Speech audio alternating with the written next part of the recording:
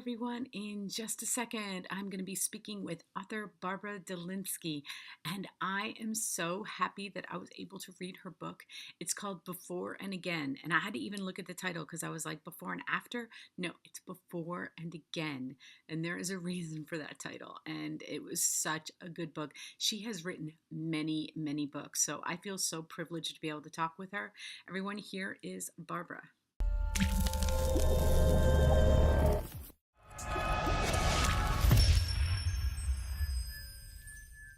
Hi, everyone. I am so excited because I'm speaking with author Barbara Delinsky, and we are talking about her brand new book. This video is airing that it's been out for a week, but really it's only been out for a day, and she's going to hold it up. It's called Before and After. Again, oh my gosh, Barbara, I have said that so many times. It's before and again. I kept always saying it when I was telling people about it. I was saying before and after. It's before and again, and that's important for this story, so. It is absolutely, but I have to tell you, it took me a long time to get used to this title because it wasn't my working title. My working title was The Makeup Artist or Making Up alternately, because that term has very much meaning in different ways in this book. Yes, but that does too. But even as I was writing it today, like I wrote it out and then I looked and I'm like, wait, after again, why did I write in my mind? It was, because that's how what we say, like before and after. Absolutely. But for this story, I was like, oh, that's brilliant. I love the before and again. So it has much more meaning than that. So Yes. this book was so much fun. This is the first book of yours that I've read. And when I went and did my research on you and I saw all your books, I was like, I'm going back. I am reading all of Barbara's books because it was so good. I loved it. I really, really loved it. Thank you. You know, a friend yesterday said to me, so what do you think about this book? Do you think that how does it kind of rank up to all of yours? I mean, she said, I know that social media, it seems to have come into its own. But how do you feel about the book? I always shall say that the newest book is the best book, but I truly believe it in this way. Things come together. And in fact, it's really difficult because I'm already on the next book. I'm 100 pages in. And when I hear comments about this book and the things that people are loving about this book, I say to myself and to my editor and to my agent, the new one is nowhere near as good. What am I going to do? Well, of course it is. And it's only, 1/4 done and whatever. But I do feel that this book is, I'm very proud of it. Let me put it that way. It's so relevant, and it really made. I have 6 children, and I've got lots of grandchildren. And I was telling my daughter, who's having her 3rd child soon, and I was telling her about it, and because it starts off, and I don't like to give too much away, but I mean, we start off with a car accident, and it's a mom, and isn't that our worst nightmare? Okay. Well, absolutely. Yeah, I mean, I think it happens so much. The circumstances happen so often. You take your eyes from the road for 1 minute. Your child is in the car. It is terrifying, and I think it is the most immediate thing for a mother to experience is something that she is responsible for. Yeah. That happens to the child. Yeah, before I had children, I was like such a big driver. And then when I started having, and we didn't have the car seats that they have today back in the day. No, absolutely not. I know. I was like hitting children to sit down and, No, I have 3 boys, and they would climb out. The seats that we had were like a form, that you belted in, but they climbed in and out of it, which was real easy for them to get in. But they could get out whenever they wanted to. Right. And I used to think that was distracting, keeping them settled.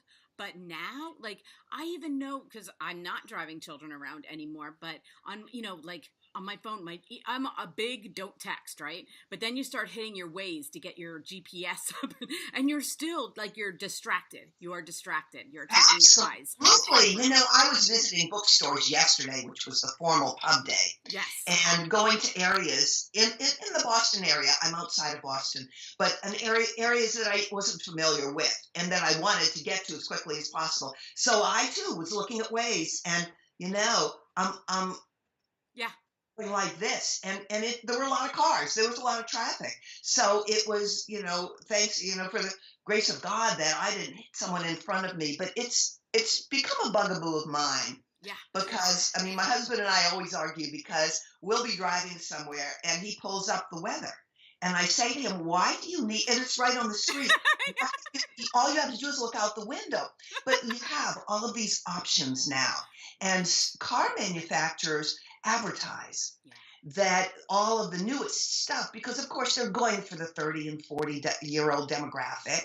Right. But it's frightening to me. So that really was the very first germ of the idea for this book. Yeah. But what I love the most about Mackenzie and her story, and then of course, like to get to the end, it was just like her journey of herself. And I think as women, I don't care what you've gone through, like hers is horrific, in a very tragic, very instant sort of way. But what I loved about the journey you took us on with her, it could be anybody's story of how they made it through. So, especially women our age, and I'm probably Yes. older than you, but it's like, when you've gone through stuff and you look back and you're like, what are you the most proud of? It's like the stuff you've been through, the stuff that you were able to just keep going and keep parenting and keep, no matter what was, everything that was falling down around you, and to keep going. Absolutely. It's interesting because my mother died when she was 45. I was 8 years old at the time. I had a huge birthday 2 years ago. I'm not saying how old I am, but it was the most joyous thing because I realized how much older I am and how much, I mean, she didn't live to see her daughters be teenagers, 3 daughters. I have 3 grown sons. I have 9 grandchildren. I have a phenomenal career and I have my health. I'm knocking on wood as we speak. So how lucky I am. But, it's so I can look back on the things in life, and I agree with you. It's really quite something. Somebody like Mackenzie, who was, how old was she? 38. Yeah, she was, yeah. She's something to that effect. Right. I mean, I'm thinking about my next heroine I already, know. so I get confused with these things. But I was really joyous. A lot of people say to me, "I don't want to get old." Well, it's up to us. If we want to keep doing things and keep trying things, and Yeah. I mean, I will probably do more traveling in the next year. Not major trips, but small things. Girlfriend's trip, visiting here, visiting friends there, visiting grandchildren here. I mean, I can do that. And of course, it helps that I have my devices that I can always work. I work from 5 to 7 in the morning. So wherever I am, I can take out my work and do something so that I'm never far from it, which is important for me because I don't want to forget about my book, Yeah. my ongoing book. I'm about to have my 9th grandchild. So that's interesting that you say that because, people do not say that anymore. Like, because even though my grandparents had a lot of grandchildren, like it's kind of, because they're older when they're having their kids and they're, which makes them older when they're having their grandchildren. And, so I feel so blessed to be able to say that, like, that number. I mean, I'm so proud to be able to say it. Yeah. I also think that women get more powerful as they get older. And when we get back to Before and Again, Yes. if you want to talk about Mackenzie's mother. By the way, one of the things that's been annoying me terribly is people who are giving the kind of canned summary of the story and say Mackenzie changed her name. She didn't change her name. She went back to her maiden name.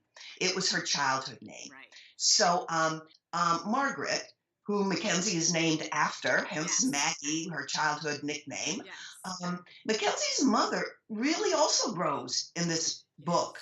And I think that for those of us who are over 60, say, or over 55, to see that is kind of an inspiration. Yeah, I think so too. And when you were saying about like your mom, my dad died when he was 43. Okay. And Yeah. So once I hit 43, when I got past 43, I was like, I used to always think, oh, he was middle aged until I was 43. I'm like, that's a middle age. Oh no. So I know what that's what I think. And my mom then died when she was 63. And so now I have that, like, that birthday coming, like, oh, okay, what's that going to look like? Because they were fairly young. And, but I think that it does make us feel a little bit more powerful when we've hit that and we look back and we've seen what we've done. And we are like, I am so grateful. I'm so grateful all the time, like about what I've seen my children do and my grandchildren. And, absolutely. And the other thing too is that I don't know if you've experienced this, but I feel as though with a lot of things in life, if I don't express them now, when? Yeah. So that age has given me the power to speak up nicely and with civility. But if I'm at the supermarket and one of the clerks, has happened recently, said to me, how I was asking him about the price of the mandarin oranges, Yeah. which is going up and up and up. And he said, well, you look rich, you can afford that. I was stunned, and I said to him, "You know something? I just want to tell you that's not an appropriate thing to say to people." And went on about that. He followed me around the whole store. He thought he was going to be fired. And I said, "Look, I'm not going to say anything to your superior, but I think that in the future, maybe you should be careful." Now, 20 years ago, I would not have Right. had the guts to say that. I would not have had the wherewithal, and I wouldn't have had perhaps the diplomacy, the ability to be diplomatic about it, which I think gives the lesson better than being crude about it. I always say that's my good hormones talking. Yes. Well, remember that. That's very good. Very good. My powerful hormones are speaking through. But Yes. I mean, that leads right into my favorite line in this book. And it comes towards the end, but it's no giveaway at all. And I wrote down a lot. I mean, you had so many quotes. I'm a quote person, and I would take the time. I always take the time to write them down. Because at the end, I think, okay, then I pick. Well, what was my favorite? And Yes. This one was my favorite because it made me really stop. And it says, we don't know what's going to happen tomorrow, let alone next week. Because more than any other time in my life, I swear I say that to myself. Like when I try to plan too far, if I try to plan a year or what's going to happen in 2 years or what's going to happen, I'm like, no, I can't even. Why am I doing that? Stop. Stop. Okay. So people say to me, this is not getting off topic, but where do I get my ideas? I get my ideas from everyday life, and that is an exact example. My last book, 3 years ago, Blueprints, came out.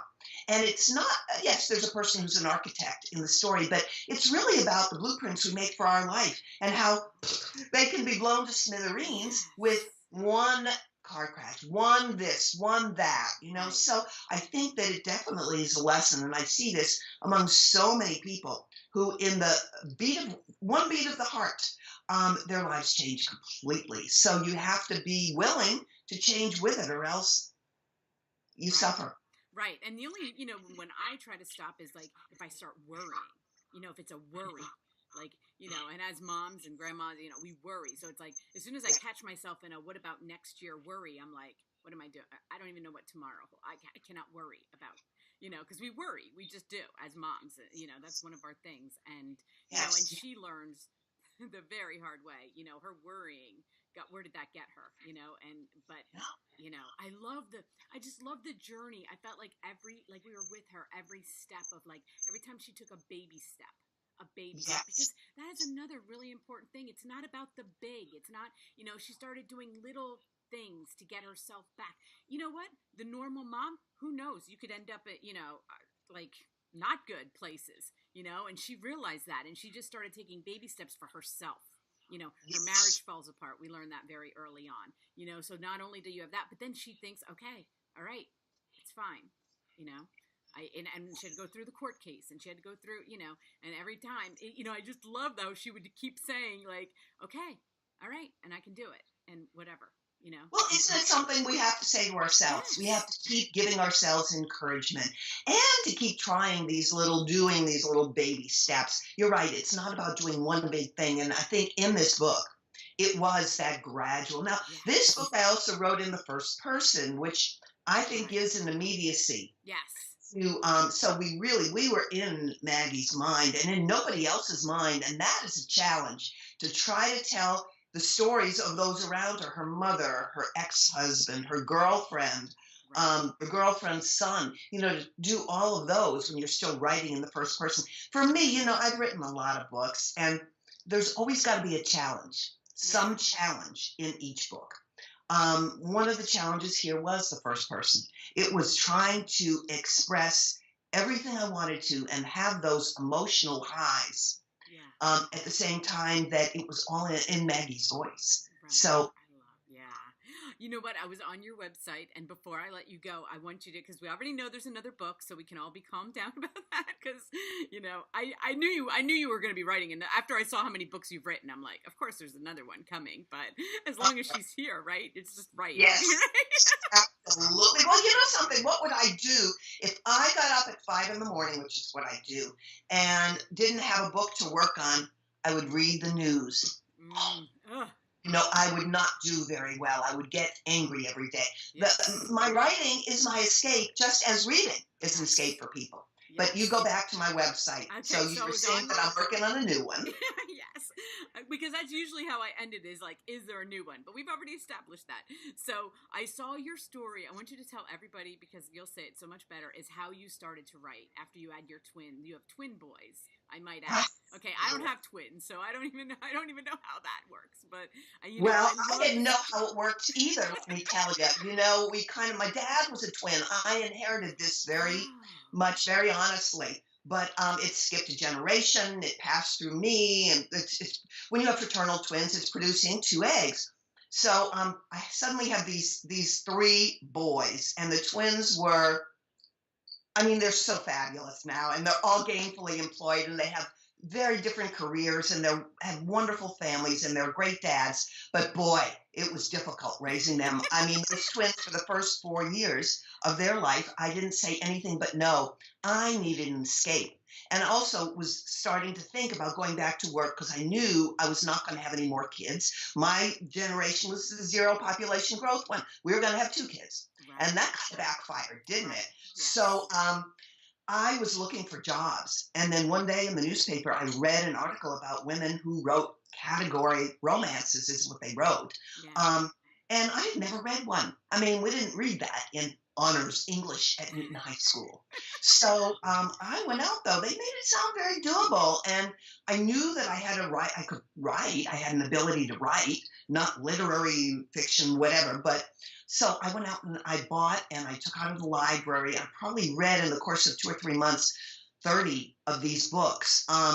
And then I sat down and wrote one, and then did not know what to do with it. So I called one of the women who was profiled in the newspaper article I read, and she gave me hints. She was wonderful. And so I sent it out, and 6 weeks later got a call, and that was the beginning. I mean, it was just amazing to me. My dad, who was a product of the Depression, when I called him up and said, I just sold a book, he said, well, could be a fluke.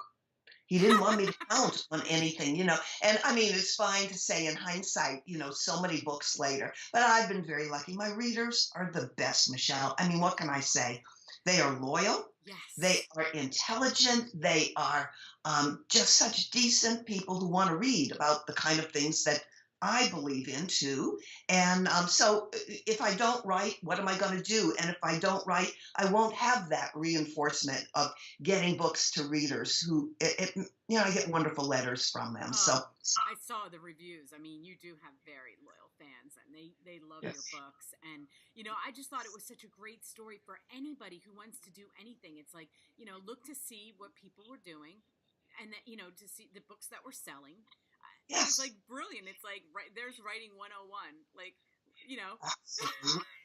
But that said, as I said a couple of minutes ago, I knew I had writing. I knew the nuts and bolts of writing. Right. I knew I could write.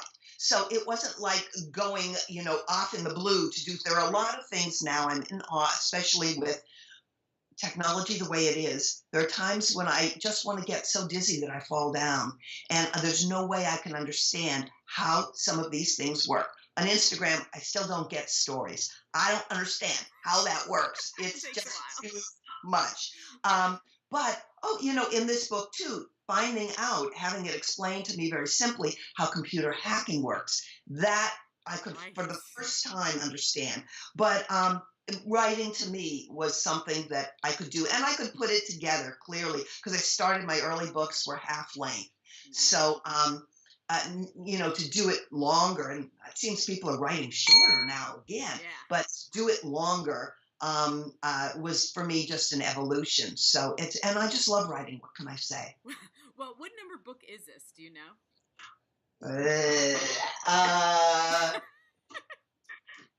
With this one before, and again, it's number 82, my list says. So I'm writing number 83, Oh my published. goodness. That's even more than I mean, I started looking through because usually I write them down. And when I went on Amazon, I started writing, and I'm like, wait a second. She has a Well, lot. the early ones you can't get. Good, which is Right. good. It's good. Yeah. Okay. When people ask how many books I've written, I usually say 22 New York Times bestsellers. So, I mean, that's, and actually, there was a thing yesterday from USA Today, and it referred to the fact that I've had 41 USA Today bestsellers, which I did not know. Wow. So, you learn something every day. And it just came out. So I think this is going to be another New York Times best. That's just my opinion. This story is that good, I'll that hold you to relevant. that. Yeah, I'll that tell them. relevant, that great. But anyway, show us the cover one more time and I'll let you go. I just want to show everybody because I love this cover. When I first saw it, I was like, oh, I love that cover. I love the Love colors. cover. Love that cover. They redesigned it, and this will be, I think, my cover look for a little while. I adore it. It's clean. It's Yeah. different. It's Yes. eye catching, and it just works for me. Yes. Oh, I'm so happy I got to meet you, Barbara. Oh, look at that. Look at your picture in the back. I love Uh, that. that's a whole other thing, author photos. Oh, But I eh, love here that. we go. This is baby. Well, I feel so blessed to have been able to read it, and I can't wait to share it with everybody and tell everybody about this book. And you know where to find me for the next one because I will read it again early. I can't wait. Sounds great. Thank you so much, Michelle. This has been a delight. Yes, thank you. Bye bye.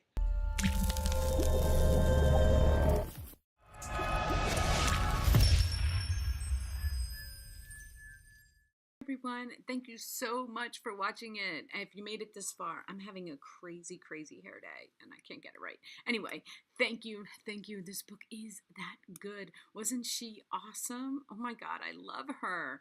I love her. I love how her book was like so empowering. It made me like, don't you love a book that makes you like think about your life and in a good way about like, okay, it's all going to be okay. And that's how I got to the end. I was like, it's going to be okay. No matter what happens, everything is okay. And so thank you so much, Barbara. I feel so blessed to have read it. And everyone, her links are going to be listed below here. You can find her everywhere. The Amazon link will be listed. And thanks for watching.